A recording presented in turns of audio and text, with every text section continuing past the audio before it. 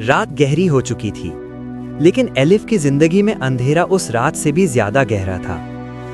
Mom, mom, उसकी आवाज hospital के ठंडे कमरों में गूंज रही थी, लेकिन जवाब में सिर्फ खामोशी थी।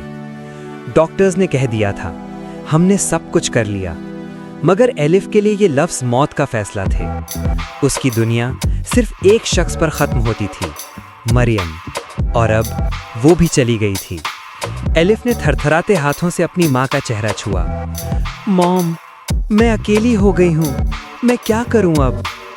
उस वक्त उसके पास ना कोई रिश्तेदार था, ना कोई सहारा, सिर्फ आंसू और एक बेपनाह खौफ, तन्हा रह जाने का।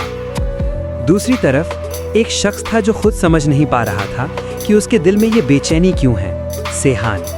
उसने कभी एलिफ को नहीं देखा था, मगर जब उसने मरियम की मौत के बारे में सुना, उसका दिल अजीब सी तकलीफ से भर गया। ये क्या हो रहा है मुझे? जैसे मैंने अपनी ही माँ को दफनाया हो। वो खुद हैरान था, क्योंकि उसका दिल किसी अनजान रिश्ते के लिए धड़क रहा था। जब सेहान ने एलिफ को देखा, टूटकर रोती हुई, उसका दिल भी टूट गया। एलिफ, वक्त हो गया है, हमें आंटी को दफन करना होगा। एलिफ चीख उठी, नहीं, मेरी मॉम को मत ले जाओ, प्लीज। उसकी हर चीख सेहान के दिल पर वार कर रही थी। और फिर वो लम्हा आया जो सब कुछ बदल गया। सेहान ने धीरे से कहा, जब मैं उन्हें दफन कर रहा था, मुझे लग रहा था कि मैं अपनी माँ को दफन कर रहा हूँ। एलिफ रुक गई, उसकी आंखों में हैरानी थी। तुम मेरी मॉम को जानते थे? सेहान की आवाज भराई हुई थी। वो सिर्फ तुम्हारी माँ नहीं थी, वो मेरी भी माँ जैसी थी। एलिफ के आंसू रुकने का नाम नहीं ले रहे थे, मगर पहली बार उसे लगा कि वो बिल्कुल अकेली नहीं है। मॉम कल तक मेरे साथ थी, हम हंस रहे थे, केक बना रहे थे, कल मेरा बर्थडे था। सेहान ने आंखें बंद कर ली, जैसे हर लफ्ज उसे अंदर से तोड़ रहा हो। मैं उनका चेहरा भी आखिरी बार नहीं देख सका।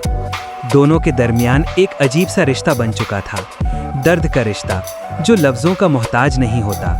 रात और गहरी हो चुकी थी। एलिफ ने धीमी आवाज में कहा, मैं बहुत स्ट्रांग हूँ, लेकिन रात के अंधेरे से डर लगता है, और अब मॉम भी नहीं है।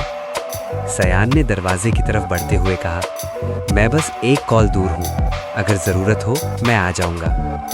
वो चला गया, मगर अपना एक हिस्सा एलिफ के पास छोड़ गया। जाते जाते सयान के जहन में एक और सच बिजली की तरह कूदा।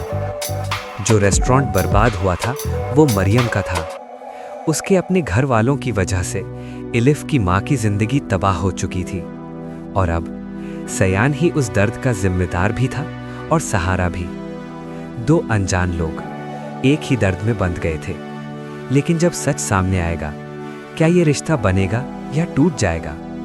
अगर आपको ये कहानी दिल को छू गई हो, तो चैनल को सब्सक्राइब जरूर करें, क्योंकि यहाँ हर कहानी सिर्फ देखी नहीं, महसूस की जाती है।